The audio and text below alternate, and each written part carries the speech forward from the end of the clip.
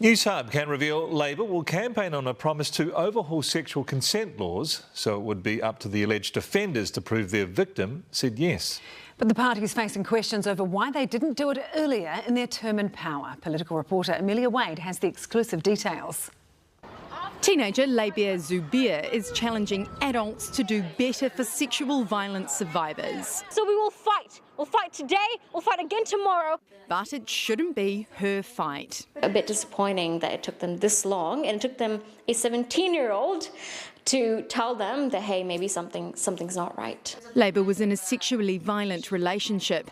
It took her more than a year to report what happened to her. Then she gave up the fight for her own personal justice because the odds were stacked against her. Because I had been in a relationship with this person, my chances of getting what I see as justice were incredibly slim. But she continued to fight for others, all the way to Parliament, where she handed over a petition with more than 12,000 signatures calling for our consent laws to be reformed. Currently, the victim has to prove in court they did not consent.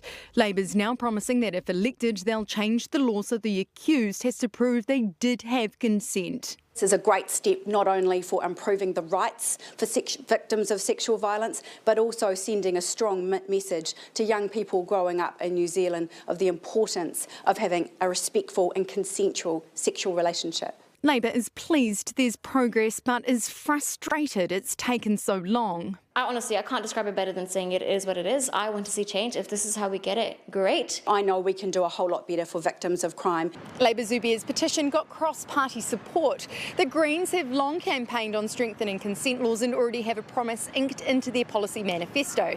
National has also previously committed to considering a change. With respect to our consent laws, I'm very open to looking into that and seeing what else we can do to strengthen it. This shouldn't be a pissing contest. This isn't something up for political debate. These are basic human rights.